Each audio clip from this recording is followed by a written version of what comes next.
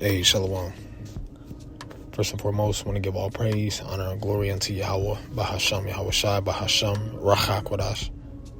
Double honor to my elders and apostles at Great Millstone who rule well. Peace, love, and safety is to the hopeful elect Akim doing this work in sincerity and in truth.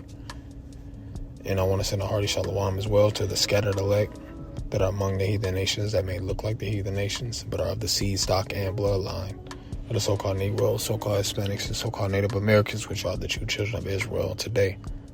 This is the brother you call Lamoth with the Great Millstone Camp branch out here in Omaha, Nebraska, coming back with another lesson, Lord willing, to feed and to edify the lost sheep of the nation of Israel through the Holy Spirit.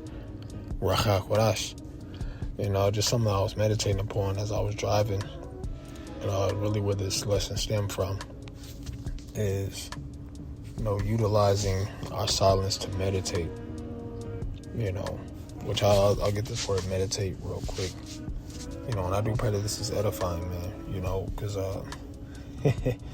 when you have time to meditate, let's get it, and I'll get into what I want to say. So when you get into this definition of meditate in the Etam Online, from the 1580s, it says to ponder, think abstractly, engage in mental contemplation, also to meditate, think over, reflect, consider, right? So you have time to think, you have time to contemplate, which means you have a place of solemnness, not solemnness, what's the word I'm looking for? Serenity, in a sense. Your place of peace. When it's silent, that should be your place of peace. This actually made me think of something that one of the brothers had said to me in the past before. Well, he actually asked a question. He said, "Man, what would be taking you so long to pull off?"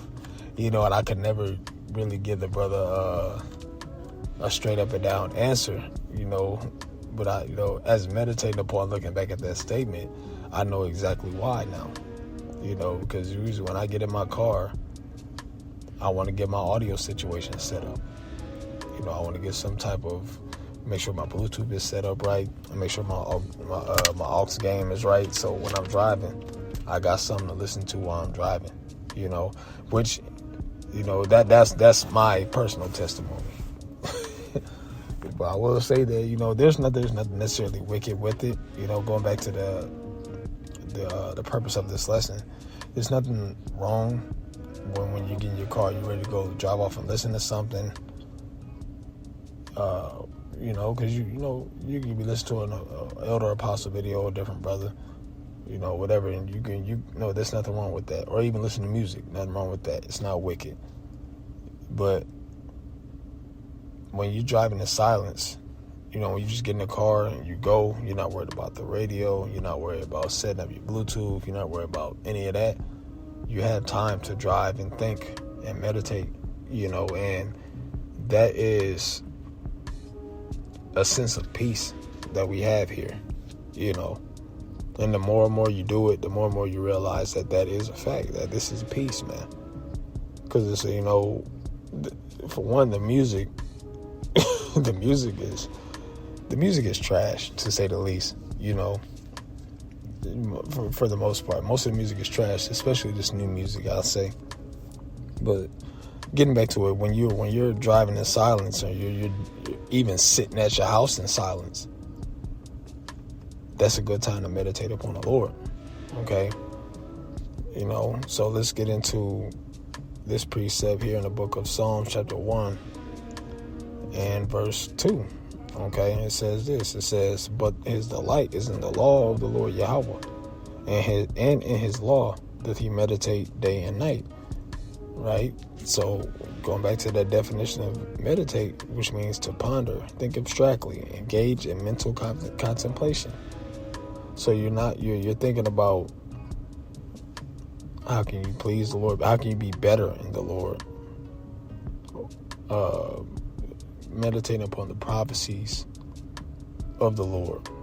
You're thinking about things that are relevant, when you have nothing but silence. You're thinking about relevant things. You're not thinking about Keisha with the big booty down the street. You're not thinking about, You're not necessarily thinking about what meal I'm going to go eat. You know, you're not thinking about those type of things, but you're thinking about the Lord, you know. And I'm not the type of person that always does that when I drive, as far as thinking about the Lord and, you know, contemplating. But as of late, it's becoming more of a thing of regularity to me. You know, just driving in silence, thinking about the Lord. How can I be better? What am I doing wrong? How can I fix it? You know, things of that nature. This is why silence is so beneficial. And I have this excerpt on Google that I looked up. Well, it's more of a so-called definition, an AI overview of the benefits of silence, which I want to touch on that briefly, and Lord willing, get scriptures to support it. So when you get into the silence, benefits of silence, this first one, it says stress relief. The second one says improved sleep. Third one says lower blood pressure. The fourth one says improved concentration. It says silence can help you focus and concentrate better. You know, so when there's nothing going on around you, don't look for something to be going on around you necessarily. Okay? Because that's really a characteristic of the world. Always something has to be going in order for the mind to be stimulated. You know, you had to be at a party. You had to be around somebody. You had to go and do something in order for your mind to be stimulated. But really, the best form of stimulation of the mind is silence, man. You know, and when we concentrate within the silence, we're able to concentrate more on the Lord, concentrate more on things that are more beneficial to our life and going forward, man. You know, it says, what's the next one? It says increased awareness. Silence can help you become more aware of your surroundings, right? As the scriptures say, speak about being of a sober mind. You know, which when you go into that word sober, the definition breaks down to being circumspect. All right. You know, just being mentally aware of what's going on around you. And silence can indeed help that. All right. When you, and within that silence, don't blank out. You know, don't become a space cadet within that silence. You know, but utilize it as an opportunity to do something for the Lord. The Lord loves those individuals that are constantly seeking, constantly trying to get better. And you'll be a lie if you say that you never have a time to yourself. You'll be a lie if you say that you never had a time of silence. All right, and I'm speaking to the men of the Lord, man. You know, starting with myself. You'll be a lie if you were to say that. All right. So our job is to make sure that when we got this silence, do something with it. You know, do a video, you know, do some reading, do some studying, do something, meditate, you know, think about the Lord. How can you forward this ministry? You know, I'll move on to a couple of more of these definitions. The next one is stimulated creativity. Silence can help you think more innovatively and solve problems better, which goes back to that Psalms 1 and 2. You know, when you meditate upon the Lord day and night, you know, because this law of Yahweh Shem Shai, let's get this real quick. In the book of Baruch, chapter 4, the law, statutes, and commandments of the Heavenly Father. This, matter of fact, not Baruch. Let's get this Deuteronomy. And no, we're gonna get Baruch. Salaki, I'm all over the place mentally. Let me tighten it up. This is the book of Baruch, chapter 4, and verse 1. It says, "This is the book of the commandments of the Most High, and the law that endureth forever," as it says in Psalms 1 and 2. Meditating upon the law of Yahweh Shem Shai, right? It says, "All they that keep it shall come to life, but such as leave it shall die." So that's saying what? The more we meditate upon Yahweh Shem Shai, and we understand that the book of this commandments of the Most High and the law that endureth forever, it leads to life, how to live, what to do in situations, how to make better decisions, for not only ourselves, but for those around us. That's where the meditation of the Lord comes very much in handy. This is what brings us life. This is what helps us move forward more confidently too. Okay? So it's very much important to meditate while you have that quiet time, man. Stop looking for shit. I tell myself this often. Stop looking for shit to do. Stop looking for people to be around. You know, if especially if it's not Akim. But stop looking for something to do all the time, man. That shit don't benefit you. You know, and you'll realize, damn, I wasted I could have sat at the crib and just, sat in silence and meditated upon the Lord. Instead, I decided, I got my day off. I'm about to go and do something.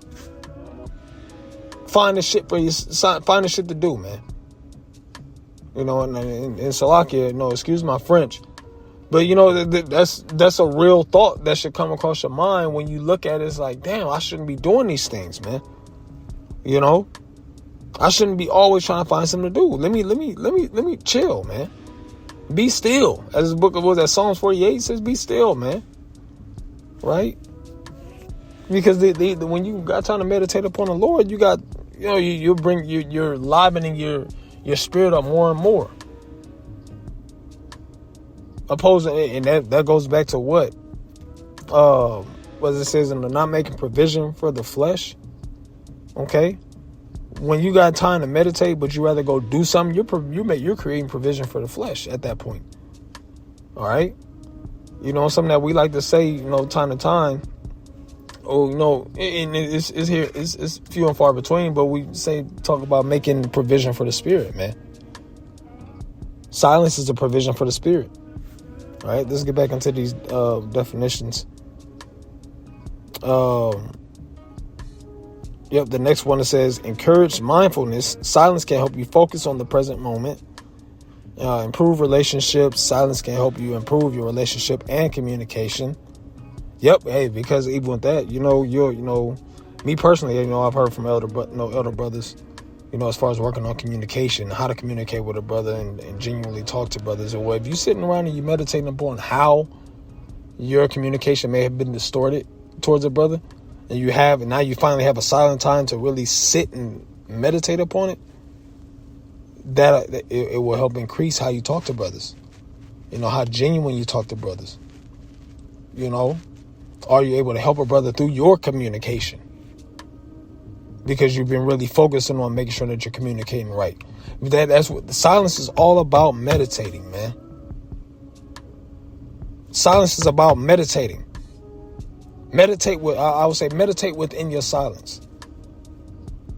All right? If we strive to be better and we say that we want to be better, and I'm starting with myself. If we say we want to be better in the Lord and we got silent time and we ain't doing nothing with it, think about this. Do you give a fuck for real? All right? So, that's essentially it with that, man. I just wanted to get into that, man, because I felt like that was very important to bring out. Like, we have to meditate within the silence, man. Stop looking for something to do all the time. I may entitle the lesson that stop looking for something to do all the time. Times are growing more and more evil. Things are getting more and more tighter financially. All right. Spiritually, individuals that are not focusing on the Lord are getting sifted out. So why not utilize this time that you have to be better in the Lord to actually be better in the Lord? So I pray that was I pray it was edifying. I pray it was uplifting. I pray it was encouraging for brothers. To the sincere listeners. So hey, with that being said, I want to give all praise, honor, and glory unto Yahweh, Bahasham, Yahweh Shai, Bahasham, Raha Kodash. Double honor to my elders and apostles, a great millstone, peace, love, and safety is to the elect. Shalom.